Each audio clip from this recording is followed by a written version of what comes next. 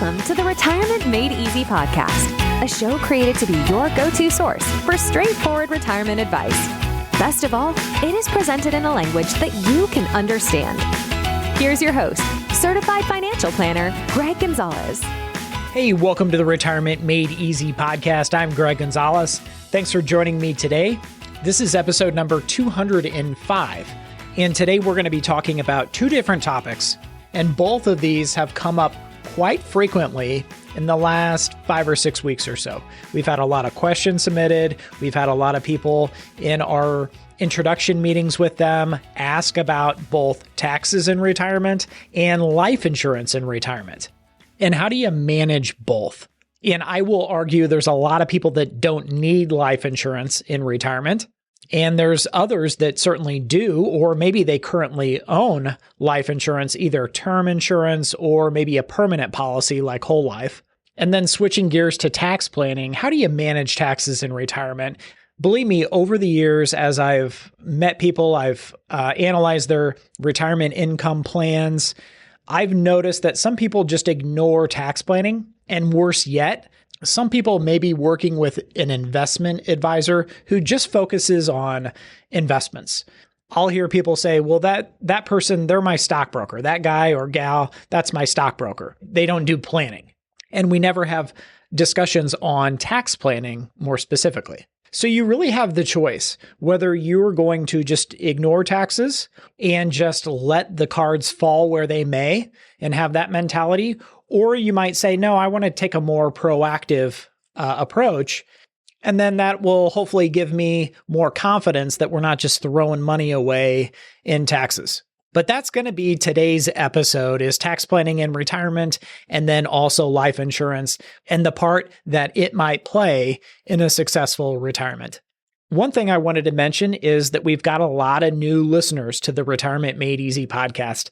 We've had questions come in. People are emailing saying, hey, just found your podcast. This is one I want to hear more about. So keep those questions coming in. Our website, if you're a new listener, retirestrongfa.com. There's a link in the show notes. While you're there, we just released our 2026 tax planning guide, so you can download that. It's underneath the resources tab. And then if you're one of those people that's getting close to retirement and you want to get serious, and maybe you're interviewing different retirement planners, hey, we would encourage you to fill out the form on our website. Click Get Started at retirestrongfa.com. Fill out the form and we'll get a hold of you that way. And we start off with a simple phone call to get to know you, your situation, what you're looking for help with, and if we're going to be the best fit and a good partner for you at Retire Strong. And those conversations are with our client relationship manager, Cheryl. And she has said numerous times to me, Greg, I cannot believe what nice listeners we have. And she just loves her job and the opportunity to speak with our listeners. So we hope to hear from more of you, but let's get into today's episode. So we're going to start off with tax planning in retirement, what that looks like, and especially when it's done properly. And then we're also going to talk about some ways that people fall short. And then we'll switch gears and talk about life insurance, the questions we've had about life insurance in retirement, because there are reasons to keep life insurance while you're retired. Now, that doesn't mean that everybody needs it, but certain people have certain goals, and there's big advantages of having life insurance to those people. It's a way of transferring risk. And for some people, it even helps with legacy planning. It can also help with tax deferral. So there are reasons to keep or consider life insurance in retirement. But spoiler alert, I do not work for a life insurance company. I never have and never will work for a life insurance company. So with that being said, at the end of the day, you've got to consider, where is my money best utilized to give me the highest probability of success in retirement? And that may or may not include utilizing life insurance. So let's start off with tax planning. And as I record this podcast, it's February. We're in the middle of tax season. And I get to hear the different gripes I think that people have with tax preparers. I will say tax advisors. A lot of times there are some tax firms out there, they just prepare taxes. They prep the taxes.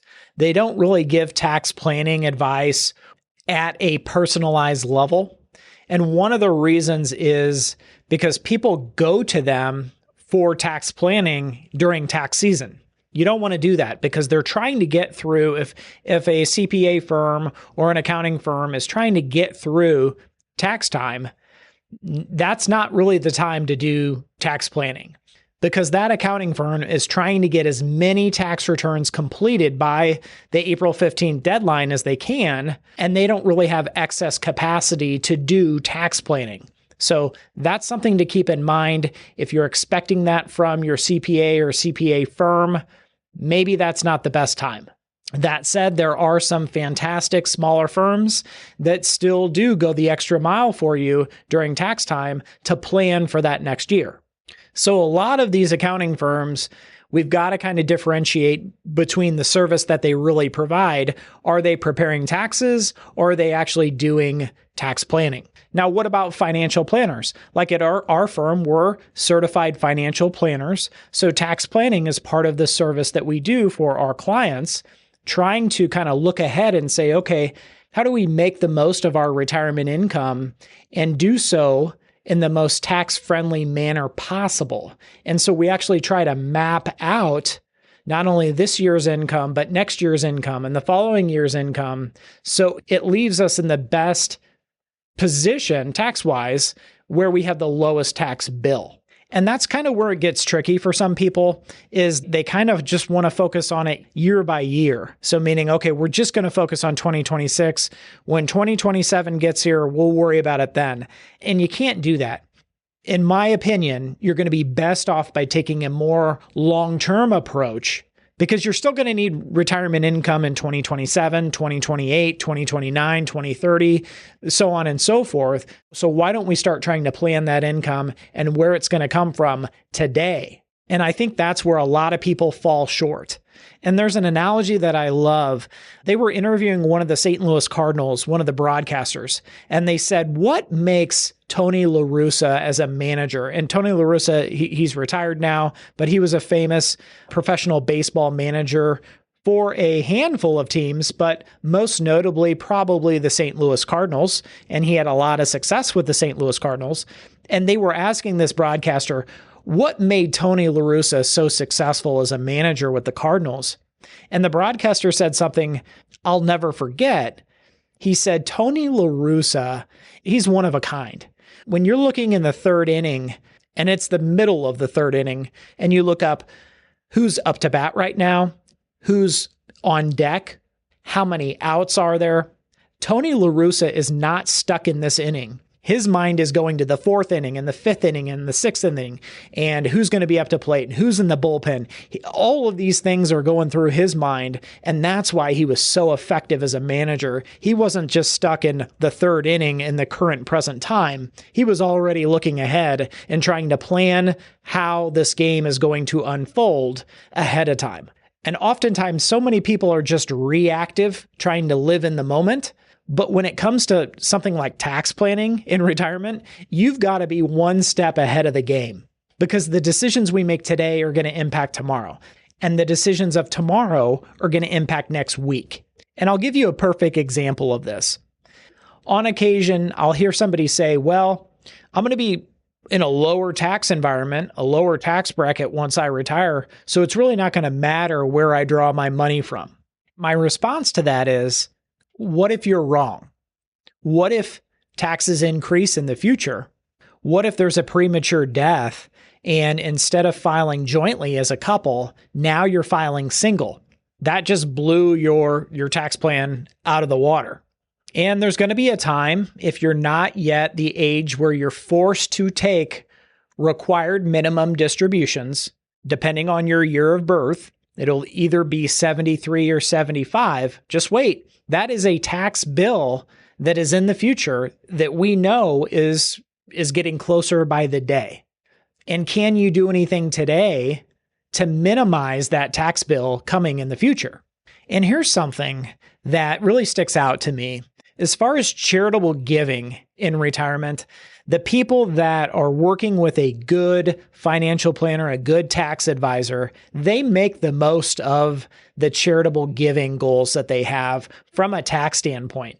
And then I see other people that are just kind of leaving money on the table by not having a charitable giving plan or strategy to help with their taxes. And one of the strategies that we hear a lot about is Roth conversions. And if you're not familiar with what a Roth conversion is, it's taking money in a pre-tax IRA, 401k, tax-deferred account like that, paying the taxes on it. Let's say you take $10,000 from your traditional IRA, move it to your Roth IRA, and you're paying the taxes, biting the bullet today, so that it's now in your Roth IRA and the future potential growth is all tax-free.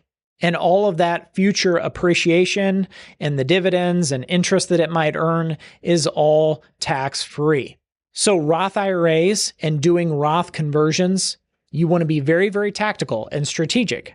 And I've seen situations where somebody does sizable Roth conversions on those early years in retirement, and therefore the rest of their lives, they are in a very, very low tax situation. There's other times where that's just not possible, or it's just not advantageous. We recently worked on a retirement plan for somebody that wanted to delay Social Security as long as they could.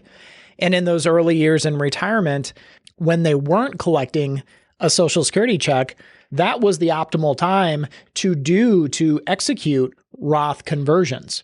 Because like it or not, once they flip the switch and start claiming their Social Security benefit, part of that would be taxable or could be taxed depending on your overall situation. But I would say, generally speaking, for most of the people listening to this podcast, yes, a portion of your Social Security benefit is likely to be taxable, which means that the ideal amount of a Roth conversion is probably lower now that you're collecting a Social Security benefit, and part of that adds to your taxable income. Another thing, especially if you've got one spouse that's still working, maybe even part-time in retirement, taking advantage of the Roth IRA contribution limits and also the spousal Roth IRAs. So many people just forget about those. And, in 2026, if you're over 50, you can contribute up to $8,600 to a Roth IRA. There's some income considerations to be aware of, but as long as those apply to you, $8,600 you can contribute to a Roth IRA for each spouse. And when you combine that, that's $17,200 that can go towards Roth IRAs in 2026. Now, I will mention I am a certified financial planner. I'm a certified financial fiduciary. So tax planning is just kind of in the air that we breathe at Retire Strong. That said, you always want to consult a competent and trustworthy tax advisor, CPA, whoever you utilize. With that said, this is not specific advice for anybody, but we can talk about different situations that we've experienced with some of the clients we work with. And it could be as simple as, okay, somebody is selling a primary residence. And a lot of people don't know this, but many do. But for a married couple, there is a capital gain exclusion of $500,000. What that means is if you're selling your primary residence and you're going to have a gain based on what you've paid for it and all the money, all the improvements that you've put into it, that all goes to what's called the basis. Let's use an example. Let's say you bought a home for $500,000, and you'll see that I use round numbers to not confuse anybody. Buy a house for $1 million 10 years ago, and you sell it today for $1 million, so it's doubled in price. In that scenario, up to $500,000 of capital gains in your primary residence, as long as you lived in that home full-time 2 of the past 5 years, you will pay 0 capital gains taxes. Now, of course, you want to report this properly when you're doing your taxes to avoid paying any type of capital gain. And it is the sale price, what you sell your home for. It's actually what you end up in your pocket. So that means after real estate commissions, after all fees, If you sold your house for $1 million, but you only ended up with $970,000, that's what you would report to your CPA or your tax professional, $970,000. It's the net that you receive from the sale of your home. Now, if you're single, it's the capital gain exclusion is $250,000. And what about capital gains taxes like in brokerage accounts? Let's say you had some mutual funds or ETFs or stocks or bonds or whatever it is. Let's say you bought a stock for $100 and it grew to $1,100 and then you sell it. So you report a capital gain, a $1,000 capital gain. And this is one of the biggest mistakes I think we see people make is not knowing when to harvest capital gains or harvest capital losses, because you can deduct up to $3,000 of capital losses on your taxes each year. And there's a lot of people that if they're in a low enough income situation, they can sell and harvest capital gains from, again, appreciated investments, and they'll pay zero long-term capital gain taxes. And there's many advantages to this by harvesting the capital gain and paying zero taxes. Plus, maybe you're able to diversify, take some risk off the table, versus if you wait and you hold on to these appreciated investments, maybe you're in a different income situation in the future. Let's say RMDs have required minimum distributions have kicked in, and now the government is forcing you to take money out of your IRA. And then if you harvest those capital gains in that year, now you're paying 15% long-term capital gain instead of zero. And a lot of people think it has to be an all or nothing. For whatever reason, in my experience as a retirement planner, if people have 100 shares of stock, they just think, oh gosh, I don't want to sell all of that stock. They don't think that, what if I only sold a quarter, 25 shares? Or what if I sold half, 50 shares? I still get to keep all the other shares, and you can either sell those in the future or maybe buy additional shares back in the future. But I would say overall, a pitfall that we see is people think all or nothing, and they miss out on opportunities like harvesting capital gains at 0% capital gain tax. Another strategy, and then we're going to switch gears and jump into life insurance in retirement, but gifting. A lot of people forget about gifting and gifting appreciated assets and how that can play a big role in saving you potential tax dollars. Now, to summarize, the way to think about tax planning in retirement is kind of pulling levers in the decisions that you have to make. So looking at it year by year by year and knowing that, okay, at a certain age, I know that required minimum distributions are going to start depending on your year of birth. For me, that's age 75. You also know that, okay, or you have to come up with an idea of when your Social Security is going to start and that income is going to begin coming in. So your strategy might be different in the years while you're not collecting your Social Security versus once you start your Social Security income. Or maybe it's, hey, while you're working, maybe part-time in retirement, you've got that extra cash flow coming in. Maybe your withdrawal strategy is different, and therefore your tax situation or tax strategy will be different until you fully retire. But think of all the decisions. When and how you collect your pension if you have one. When and how you collect your Social Security benefits. What about drawing from the different buckets of money? Like your Roth IRA, those withdrawals will likely, as long as you have satisfied the 5-year rule, you will have tax-free income from the Roth. From your after-tax bucket, if you have one, that's like a brokerage account or non-retirement account, that might have dividends and interest and capital gains, or there might be no taxes on the capital gains, depending on your situation. And then think of Roth conversions. Okay, for all the money in my pre-tax IRA and 401k and 403bs, all the tax-deferred pre-tax bucket money, are we going to do Roth conversions or not? Or are we just going to draw income out of that bucket over time? Then people have things like annuities and life insurance that they can possibly use as income in retirement. Maybe you've got CDs at the bank that pay off interest, or bond income that has interest. Maybe you have rental income, and that might impact your picture. And for the next 3 years, If you're 65 or older and you fall within the income categories, there's the senior tax deduction of up to $6,000 per spouse. So that's going to help some of the listeners out there. That might mean that's an additional $6,000 of a Roth conversion that you could have done, or another $6,000 that you could withdraw out of an IRA or 401k. But that's just an example of something that's going to sunset in 2028. But in the meantime, that might impact your tax strategy here in the next few years.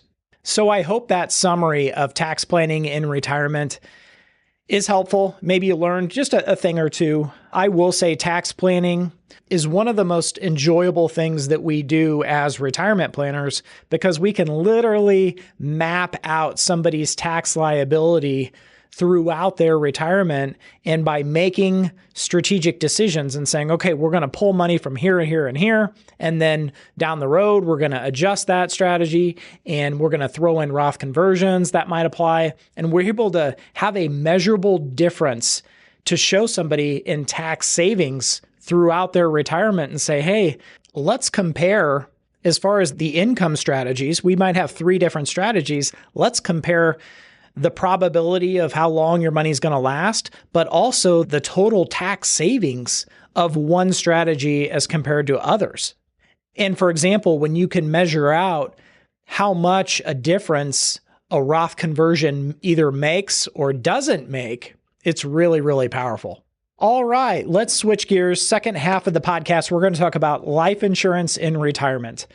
And this is a deep topic. I could probably talk about this for an hour, but I'm going to try to keep it to about 10 minutes to talk about different situations where life insurance is very useful, and really other situations where people, in my opinion, would probably be better off if they didn't have life insurance or they utilize that money for something else. And this is my viewpoint too, so it's going to be a little bit of opinion. You might disagree with me, but when it comes to life insurance is not an investment. Life insurance is a way to transfer risk of premature death. And what comes along with premature death is the loss of that person's income. And I'm not just talking about employment income.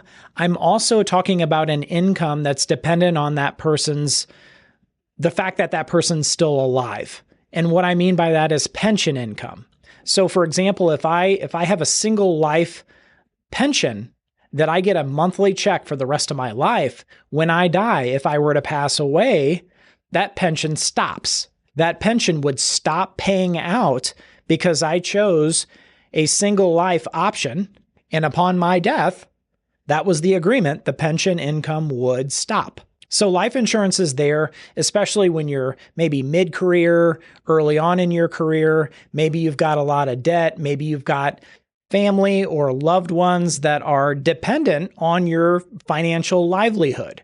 And if you were to pass away, that puts them in a bind. That puts them in a very, very difficult situation. Life insurance is very, very important in that kind of situation. We fast forward, now we're getting close to retirement, then we're retired. We're now in a different season of life. If you had kids, maybe your kids are grown and raised and doing well. Maybe your mortgage is paid off. Maybe you're in a good situation and you don't owe a bank or anybody a dime. You're debt-free. Maybe you have retirement savings and investments that is now at the biggest balance you've ever had your entire life. So if something were to happen to you, would your dependents, maybe it's a spouse, would that leave that widow or widower in a good, healthy financial situation long term? That's what you've got to ask.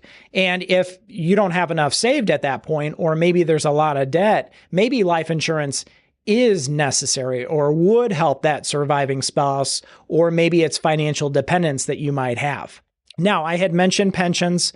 Certainly with pensions, if you select a single life pension, and as a lot of people do, a lot of people like to combine that with life insurance. So meaning if they were to pass away, yeah, the pension stops, but their spouse or financial dependents or loved ones, they get a tax-free life insurance death benefit that would pay out in that scenario. That's one of the big advantages in my eyes is life insurance. When it does pay out, it's tax-free to the beneficiaries. And the other thing to consider is Social Security benefit. If there was a premature death and there is a spouse, what does that survivor benefit look like? Now, there will be a survivor benefit as long as the surviving spouse is at least 60 years old. Unless they're disabled, it's actually age 50. But again, assuming they're not disabled, that survivor benefit will be there in a reduced form as young as age 60. But to paint a picture, and I've told this story a couple times probably on the podcast, but I'll tell it again because it's a good story and it really paints a picture. Over 10 years ago, probably 12 years ago, we used to do a retirement planning radio show here in St. Louis. And it was on a Saturday afternoon. And we had a caller that had called in that said her husband was 66 years old and she was 57 years old, if I'm not mistaken. He had claimed his Social Security benefit and was collecting it. And he had passed away. All of a sudden, he had a heart attack, passed away. And she was, very emotional, kind of going through this. And they hadn't saved a whole lot for retirement. And she said, I need his Social Security check to pay my bills. She was not working. She was not disabled. She was 57 years old when he had just passed at 66. Her survivor benefit was not going to pay out to her from Social Security. It's a Social Security survivor benefit. It doesn't start until age 60.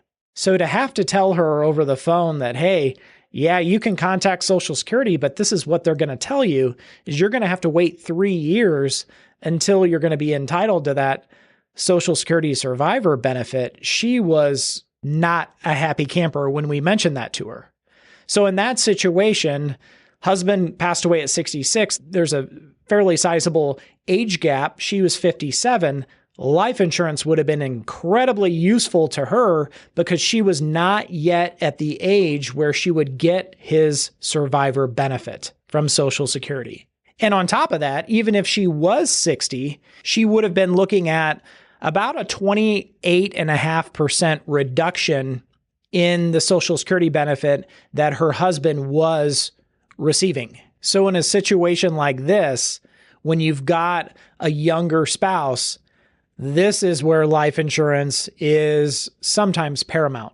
And the other thing that I will mention is that a lot of people, we run into a ton of people, and there's going to be quite a few people listening to this podcast that own these old whole life policies.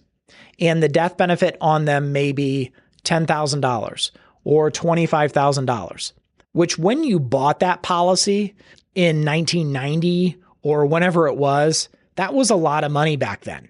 That was 36 years ago if you bought it in 1990. And if you got a $50,000 check back then, that was a ton of money. Compared to today, if you've still got that old policy, again, the death benefit's $50,000, it doesn't go near as far in 2026. So a lot of times at Retire Strong, we'll be reviewing some of these old policies and we look at the death benefit and it might be $10,000, $25,000, at tops $50,000. Sometimes, in my opinion, it's not worth keeping because the death benefit is so low. And you look at the cash value in combination with what's the death benefit, and sometimes it's worth moving that somewhere else or looking at a better alternative. Now, some people, maybe they have these old life insurance policies and they want to use them as a source of retirement income. Because let's say they've got a permanent life insurance policy that has a built-up cash value. What they're able to do is not take withdrawals from this. They're able to take loans out on the cash value. And by taking a loan out against the cash value, that is a tax-free way to get money out of that policy. Now, on this podcast, we talk about strategies, options that you can take, choices that you have. We don't give specific recommendations because we don't know anybody's specific situation. But I can say wholeheartedly, we don't have clients at our firm that we have recommended they buy a whole life policy to then take a loan out on the cash value. That doesn't happen and will not happen. What I just wanted to mention was that there are people out there that have that ability to take a loan out on the cash value of their whole life policy. That is a way to access the cash value on a tax-free basis. Now, I would argue that a lot of these policies that we look at, that we analyze, the cash value is not growing at an interest rate that is competitive because the insurance company standing behind the insurance policy, they've got to make money. But there is an internal rate of return that you can look up when you're analyzing these policies. And oftentimes, like I said, it's just not competitive, but it really depends on your specific insurance policy, when you bought it, and the terms of that contract. So a life insurance policy, it's a contract with a life insurance company. It's your contract. And when you buy one, you actually get a big booklet that they call a contract. And sometimes it'll have like 90 pages that spells out everything. It gives definition to terms and all kinds of stuff. Now let's talk about why people do buy these life insurance policies. We talked about protecting an income, protecting a pension if somebody takes a single life option. Sometimes people might have 2 children and they might say, hey, our goal as far as a legacy is to give them X amount of dollars. Let's say $500,000 as an inheritance. So maybe this couple says, okay, for our 2 kids, we're going to buy them each. We're going to make them beneficiaries on a life insurance policy. So we'll buy $1 million life insurance policy and we'll make them 50-50 beneficiaries. So each child gets $500,000 when we pass away. Now, one of the benefits of life insurance is it does pay out tax-free. So let's say the mom and dad pass away. The beneficiaries, the 2 children, they each get $500,000 from the life insurance company tax-free. But let's say they also leave the house to their 2 kids and it's worth $1 million. Guess what? It's going to be tax-free as well because on death, there's a step up of basis. And also, let's say they had mutual funds or they had stocks in a brokerage account. And let's say they paid $200,000 for those investments. And upon their death, it was worth $1 million. Guess what? There's a step up of basis upon death. So when their 2 kids split that $1 million of stocks and mutual funds, there's going to be no taxes they would pay on that either. So the advantage of life insurance, yeah, it's tax-free, but there's a lot of other accounts that are tax-free too. We haven't even talked about Roth IRAs, which are also tax-free. Your home would be tax-free, brokerage accounts. Now, some couples will have life insurance policies and they'll name each other as the beneficiary. So that way, the surviving spouse would get a inheritance, if you will, a death benefit that's tax-free. And hopefully that amount of money would enable them to be in a better spot financially to make that money last as long as they did. So if the concern is, okay, let's say you have a husband and wife and the husband was going into assisted living and needed that long-term care and they were spending through their retirement savings, their assets. By the time he passes away, they've got very, very little left. Well, maybe that life insurance policy on the husband would help ensure that the surviving spouse, in this case, the wife, would have enough money to live the rest of her life with independence and dignity. So if you have a life insurance policy and you're approaching retirement or already retired, I want you to ask yourself, what is the best use of this policy? Does it still make sense to hold? And when in the future will it be useful or a benefit to my situation? Because I think the original reason why we bought the policy has now changed. For example, maybe we bought it at a time in our lives where we had financial dependence and protecting ourselves with life insurance was very, very beneficial because we were in a different season of life. And now we're just holding on to this policy because, well, we've had it so long and we don't know what to do with it. And sometimes people will try to utilize a life insurance policy for a purpose that it really wasn't originally intended for. And that might be retirement income. And some people, I've often heard it said, it's like trying to put a square peg into a round hole. it's just not going to fit. It's not going to do the best job. I remember years ago, I had met with a couple that was looking for some advice when it came to their retirement. And all they had saved for retirement was life insurance policies. In fact, they had 8 different life insurance policies. They had a 401k through work that had a nice match, but they were not contributing or participating in that because they met a nice life insurance salesman that sold them 8 different policies.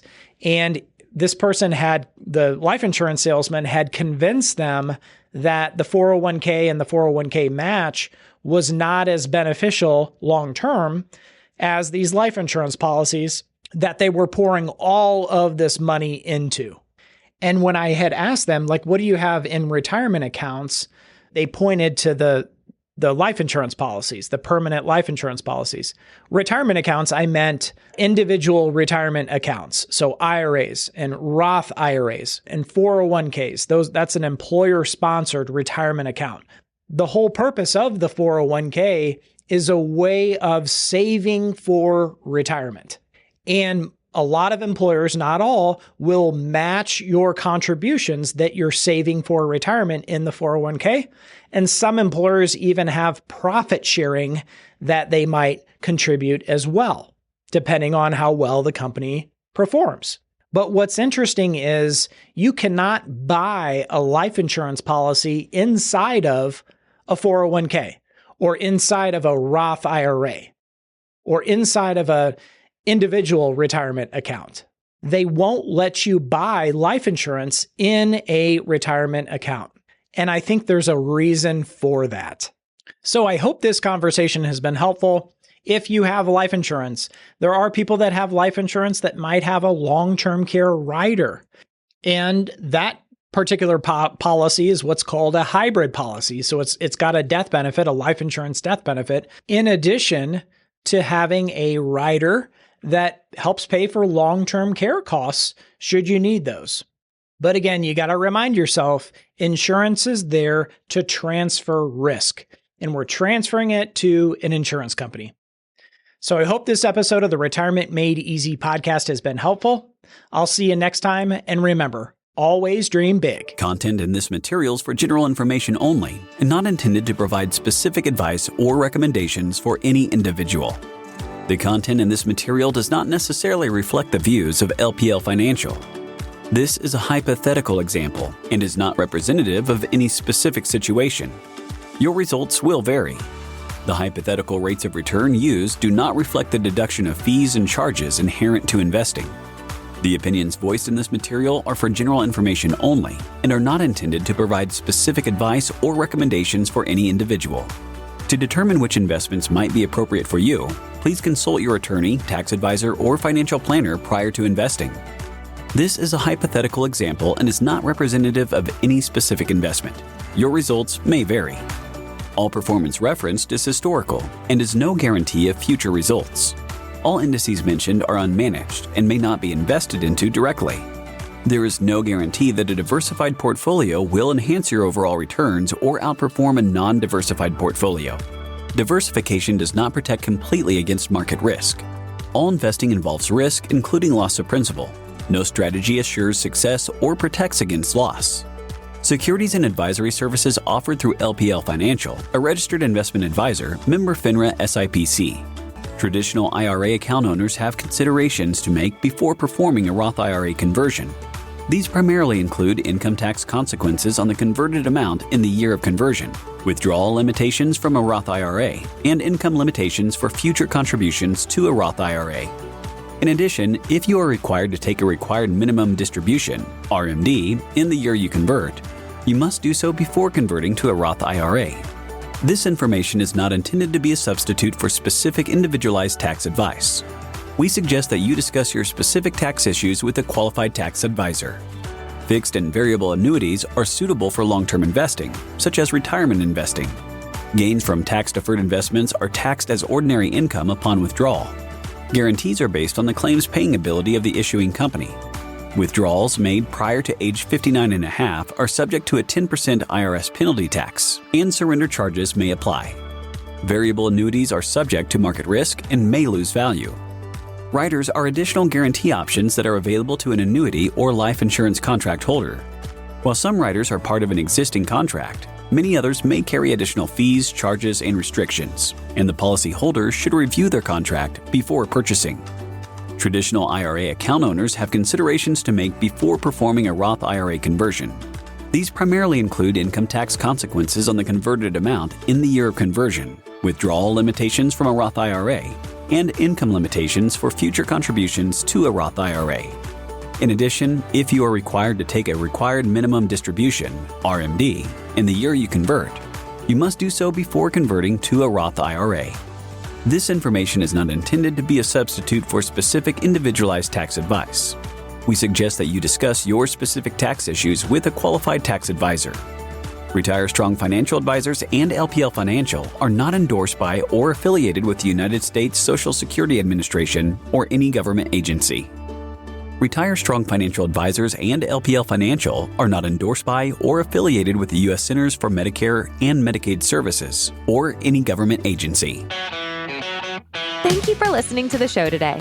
Check us out at our website, retirementmadeeasypodcast.com. And if you want some help from Greg, submit your questions at the bottom of the page or sign up for a 30-minute retirement coaching session with Greg. We'll see you next week.